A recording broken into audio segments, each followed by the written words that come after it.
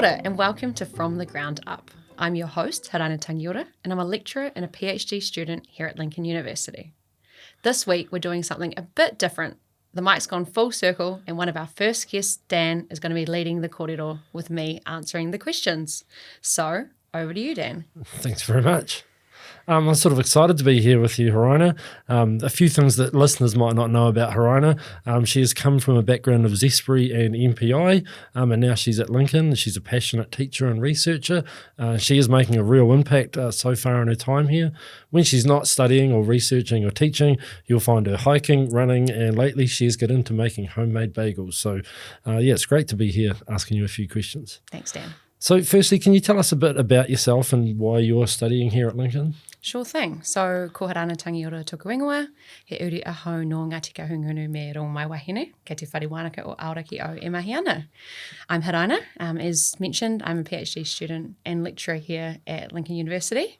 And part of what I'm studying and working on is looking at the impact of culture and worldviews on business partnerships, what success looks like in these cases, where we can improve. And I'm specifically using a case of a Māori organisation in the horticulture sector, a non-Māori organisation, and then the partners surrounding their export value chain to Hawaii, Dubai and beyond. Right. What sort of inspired your interest in that area? Well, as we said, I did work at Zespri in a past life before coming to work here at Lincoln. I was there for about 5 years in several roles across supply chain graduate, packaging, external relations coordinator. And so my time there built up a lot of cool relationships, and I'm really lucky to call some of those people still very close friends and colleagues today. And part of that later role in external relations was working with Māori stakeholders and Māori kiwifruit growers, who are an increasing part of the overall kiwifruit pool of producers. Back in 2016, they were just getting a collective organisation together to look at how they could, empower and continue to enable those growers. And seeing that and speaking to a lot of people from there, I thought I could have an impact through providing research services and adding value that way. And in a small startup that doesn't have heaps and heaps of funding for this kind of thing. Right. And was there a specific event or moment that happened that made you think of, got you inspired to do that particular project? Well, as is often the case in the primary sector, there's sort of 2 degrees of separation max. In this case, it was more like 1. The current GM of Māori kiwifruit growers, this is the key organisation I'm working with, was my old boss at Zespri. Oh, right. And so her and I remained close friends and would just catch up generally to see how each other was going with our respective pieces of work. And it was just from one of those many conversations. I was at the time searching for my PhD topic. Yeah. Not sure if you remember when you were searching for yours, but I found, the world's sort of your oyster. How can you narrow it down? How can you pick just one thing? But it was through very organic discussions with Amy that we were able to come to a place where I thought I could add value through my specialities and my interests, and she thought I could as well through the problems or the needs that they were seeing. Right. Sounds like a really interesting project. So what made you choose Lincoln University to do your PhD? Well, I'm a second-time returner to Lincoln. I've not gone all the way through like yourself, Dan, but I studied a Bachelor of Commerce in Supply Chain Management and International Business here about 10 years ago. And during that time, I had an awesome experience of Lincoln. And I knew it was a place that I could easily see myself coming back to because of all the positive student and staff relationships that I was fortunate to make along the way. I then moved to the North Island, which meant my master's was done at a different university. However, a really uniquely way of coming into this, I suppose, is that I was offered a role of whanake ake Māori early career researcher in our faculty, agribusiness and commerce. And with that came a provision as well if I was successful to do my PhD here. Right. So while it sort of came with the role, based on my experiences at Lincoln thus far, it would have been my preferred choice. Right. Anyway, I love, the campus. It's very open. And the fact that you were always able to approach your lecturers with open door policies, that was something that stuck with me for a long time, and is something that has transferred into supervisors and colleagues as well. All right. What does that whanake ake early career role sort of look like? Yeah, good question, Dan. So basically, we're across all 3 of our faculties. Yeah. So I'm the representative for ours. When they scoped the role up, it was brand new. So it was one of those things that they had an idea of what they wanted to achieve. But I kind of love these roles where you get to step into it and then build it out from there as well. So they really wanted to grow Māori teaching and research capability and capacity at faculty level. And we're pretty open to ways of doing that. So built into it were provisions like, new course development, doing a relevant PhD, things like that, and pursuing research in this area. But apart from that, it was sort of an open book. Right. But yeah, it was a pretty special way for me to come back to Lincoln in a way that I could be financially supported to do so and pursue areas of interest for me as well. Right. Win-win. Yeah, sounds good. So Lincoln's here in the beautiful Canterbury. Does this particular place have any relevance to your research? Well, to be honest, I study a business PhD at the end of the day. So theoretically, I could probably do this anywhere with an internet connection. And given most of my participants are in the Bay of Plenty, it would maybe even make a little more sense to be there. However, as I said, Lincoln's a really special place to me ever since I first started here. I also spent a lot of time growing up in and around Canterbury as well and have a lot of family members and friends down here too. So like I said, whilst I probably could do it from other places, I'm really happy to be doing it from Lincoln. Right, good. And what is your core research question? So I'm sort of trying to unpick now, in a mostly qualitative PhD. This is hard to answer. Yeah. But I'm basically trying to look at the impact of culture and worldviews on business partnerships. Yeah. Specifically, what some really successful outcomes look like and how those could translate beyond the specific partnership. Right. Into other ones around Aotearoa.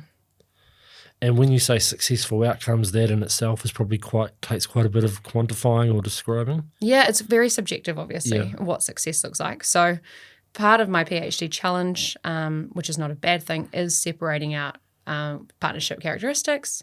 What is universal? What could be applied to the apple industry or the dairy sector, things like that. And what is very unique and very specific to Māori and kiwifruit as well. So there's sort of a two-parter. Yeah. I see the latter as being really beneficial to Māori kiwifruit growers, Zespri, and the others involved in their specific one, just to know that the value that they are adding to each other. But I see the formal one hopefully being relevant to other cross-cultural partnerships across Aotearoa and beyond. And this is going to be thesis by publication? It is. It is. So what are the sort of 3 chapters look like? Yeah, so you're also doing thesis by publication, and I think for us as also staff members, it makes good sense to do so. Yeah. I also am not very good with 1 3-year-long deadline. I need lots of little ones to break up along the way. So I'm trying to split it into 3 parts around, with the first being a scoping literature review on Indigenous partnerships, what's out there. Yeah. Long story short, not a whole lot. So my research gap was justified as a chasm pretty early on. Secondly, some qualitative interviews. So I've currently undertaken 17 qualitative interviews with people that I mentioned across those partnerships in roles that meant that they could speak in quite a high depth of it. So basically pulling those things together and seeing what are the key things that they really wanted to see when they were partnering, either in this partnership or others, and what are some of the key things that are missing, as well as how they could be better promoted into the future. And even just asking them the simple question of, well, how do you define partnership? And asking something as simple as that. I mean, there's definitions, there's dictionary and literature definitions on partnership. But I had a feeling, I had a sense going into it that they were going to be a bit like one-dimensional maybe, and that when you ask actual people, they might add a bit more substance to it. So that has led me to quite a lot of interesting insights around what do people actually think partnership is. And some of them have said, it's the gold standard of coming together. It's they're cautious about putting the word partnership on something if it's not truly beneficial and win-win. Whereas the other definitions are sort of just like, 2 organisations or more coming together, sharing the risks and benefits of work. So that has been great. So currently submitted the first paper, currently drafting that second paper. Nice. And then my third paper will be hopefully coming from survey data. So using the survey tool in conjunction with the interviews to have a mixed methods PhD. Good. And just to a bit more broadly understand, and I guess ask a few more people what they think about those concepts. Good. So the third paper will be related to that, but the survey very much has been built off the results of the first and the second. Right. Yeah. And it sounds like you've been sort of multitasking over the multiple projects at once instead of doing one in isolation, then the next. That must be quite challenging. Yeah. I think it's a case of when we're balancing full-time workload as well. You've sort of just got to make things fit where they can too. And obviously when you enroll in a PhD, you've got to get your research proposal done. Yeah. And that in itself leads you down about 5 different rabbit holes until you decide, that was my experience anyway, exactly which one you're going to go for. Yeah. Then when you get that tick, you got to start your human ethics. And to start your human ethics, you need to have had an idea of what you wanted to ask people about in the first place. Yeah. With literature also helping to build and feed into your gap. So it kind of felt like while they could be done sequentially, I also thought they could probably be multitasked as well. I mean, with the big thesis obviously eventually coming together at the end. Now, who do you think will benefit the most from your research when you've finished it and published it, or even as you're publishing the individual components? I think first and foremost, and primarily, I would like the Māori kiwifruit growers in Zespri and their partners to be beneficiaries. Yeah. It's pretty special to have such a close research partner organisation, and it's made doing my research, my PhD journey, a lot more smoother because of it. So I really want them to be the primary beneficiaries of the work, given they entrusted me with their time and their organisation's name to do so. But going back to this concept of what works in a partnership and what doesn't, and what we could change, I would also like to find those universal transferable partnership metrics as well, that we could say, hey, if the pears sector, or if the wine sector, or any of the other food and fibre sectors, I haven't obviously taken my research much beyond the primary industries, if they could also benefit from it, if they were looking to have, Māori organisations and non-Māori organisations working together. I mean, fundamentally, Aotearoa was built on the aspirations of a partnership, right? That's what Te Tiriti o Waitangi, or the Treaty of Waitangi is. It's still really contentious today. It needs to be because of mistranslations and stuff like that. But I actually think in terms of a global scale, we're really well placed to get this right. And perhaps other Indigenous communities globally might get some benefit from your research? Yeah, that would be awesome too. I mean, I don't want to be so, put it out there and say they will definitely benefit, but I would love for it to have that sort of relevance as well.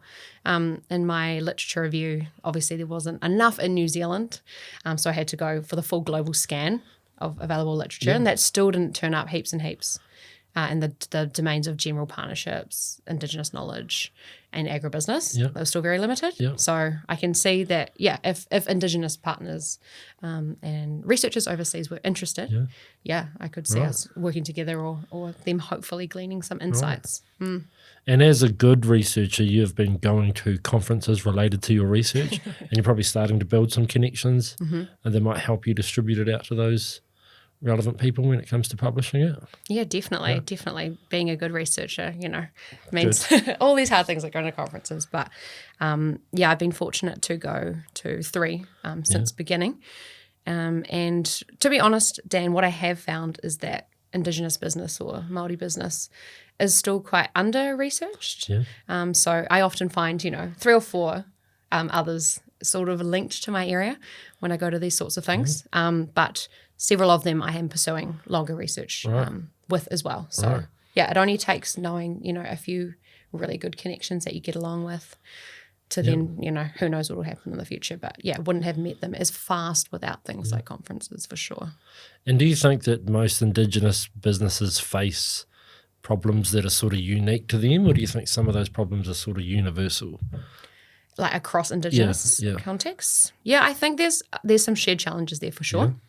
I mean, when I look at how some of our Māori organisations organise, it can be often under like a trust structure or something where there's a lot of trustees or shareholders involved in decision-making at the table. And this concept of collective ownership of assets seems to be a lot more common across Indigenous contexts as well. That leads to things like struggling to access capital, sometimes being in more remote parts of countries. So while I would hesitate to say that, Indigenous peoples are homogenous, because of course they're not, I do think there's some shared challenges that can be picked up, and then hopefully some shared opportunities that can be realised as a result. Cool. And have you had any interest from any other Indigenous researchers around the world and maybe like replicating your research or partnering with you in research in any way? Not in such a formal sense. Right. And I think getting those publications out there is obviously a good first step in doing so. But I struggle to say no to things often here. So while that is definitely my primary research focus, some of the other research focuses or foci that I've got at the moment, they've been more prosperous in sort of, building those connections and building out future things like future papers to work together on, drafting a textbook, things like that. Yeah. Has there been a moment or a finding in your research that sort of stands out as sort of the most surprising or the most rewarding or anything so far? I think for me, it's been nothing super profound as of yet, right? I mean, I would want to wait until the very end to even answer sort of the findings or the results part. But I think what's been cool for me has been the concept of, when I look at Māori kiwifruit growers, Zespri and their partners, it seems like they've been core to each other's beginnings, and now they are building a really strong fishnet of partnerships around them, right? And I like this concept of a fishnet.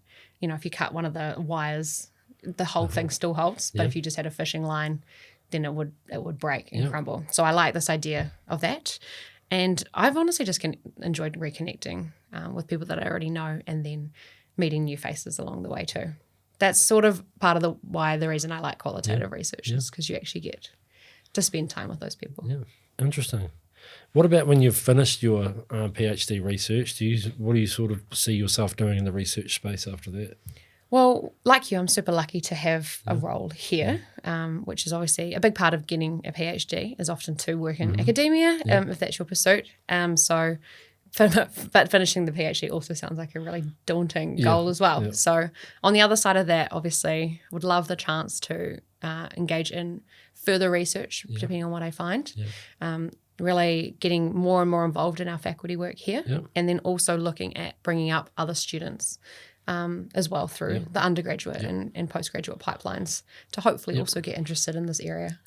I've found that, and as I've been through my PhD, is you think of dozens of other research projects that you would love to supervise masters or PhD students in the future. So you've probably found even more than me. We probably should keep a list of those. We might need it in the future. I agree. We've got pretty big whiteboards, so maybe we can jot them down. And do you see your research actually contributing to change in the sector when you're finished? I mean, I hope so. I don't think anyone sort of goes into these without that aspiration that even if it was a small thing, that it would. So I think given, Māori kiwifruit growers, very small startup, not quite 10 years old, I think it can definitely have changed to them and how they organise. I mean, look, I'll put the findings forward and it'll be up to them. But I would like to see lots more of this positive cross-cultural partnerships going on across business. Where we mainly see cross-cultural partnerships is often called public-private, when it's like a government entity and then say an iwi trust or something like that. However, filling the knowledge space around and just elevating something that is working relatively well. And I think more people will hopefully be inspired to give it a crack too. And I would love to obviously chat with them and help them out if so. Great, that'd be great to see. What can other people get involved in your research or support you in any way if they listen to this and wanted to? Definitely. If anyone is interested in this area at all, I would love to chat. Right. There's not heaps and heaps and heaps of Māori academics in business schools. I mean, I'm lucky to know of several of them. But definitely academia or industry, either way. If your primary sector is obviously our specialty, but outside as well. Definitely pretty easy to find me on the likes of LinkedIn and our researcher profiles as well. And I would really welcome it. Great. So moving on from the research, is there anything else you would like to add sort of in this sphere or anything we've talked about or important thing about Hiraina and her research that we haven't picked up on? Big questions. I think, and I know the script quite well, but in terms of if others are wanting to or considering studying postgraduate here at Lincoln, and what are some of the things that I've learned along the way so far in my sort of 2 years that I would share with them. So I think one big thing for me has been your supervisors. And so I was quite fortunate to pick my supervisors. When I say pick, I mean, speaking with people, working out what their interests were, if that aligned with my interests, things like that. And for me, I was able to, I guess, design a team of really cool researchers who have complementary skill sets. Cool. So since I wanted to do mixed methods, I have someone who's quite done a lot of qualitative research, someone who's done a lot of quantitative research. And since it's in the field of Māori knowledge, I also have someone who's mātauranga Māori as really strong as well. Yeah. And what's been awesome for me is that in our meetings, I've heard horror stories from other students around New Zealand and beyond, that their supervisors don't always get on for whatever reason. Yeah. But I've really loved seeing my supervisor, the main supervisor relative to the topic being discussed, sort of takes that lead role and the others actively learning from each other. Yeah, it must be good. Yeah, so that's been really cool. And as hard as it is to just pick one thing and stay the course, it is critical. Yeah. I've had more than a few times when I've said to my supervisors, what about if we also did this? And they've said, if you're still really interested about this topic when you finish, go for it. However, be realistic in what you can achieve with your PhD. Yeah. That's good advice. Yeah. What is your favourite food and fibre product? I don't think this is going to come as a surprise to anyone. In fact, you could probably guess it from our discussion this far. But I am and have always been a long fan of kiwi fruit, specifically gold. Skin on or skin off? Skin off. Boring. If you had $1 million of research funding, how would you use that? Well, that's a tough one. I mean, I mentioned to you there's not heaps of Māori business research in academia and stuff like that. No. But I do know on the outside that there's heaps of Māori and Indigenous business occurring. So I reckon I'll just host like a massive global summit on Indigenous business for industry and academia to be able to come and share their insights as well. I think that would be awesome. And I think that money would go quite a long way to getting everyone here.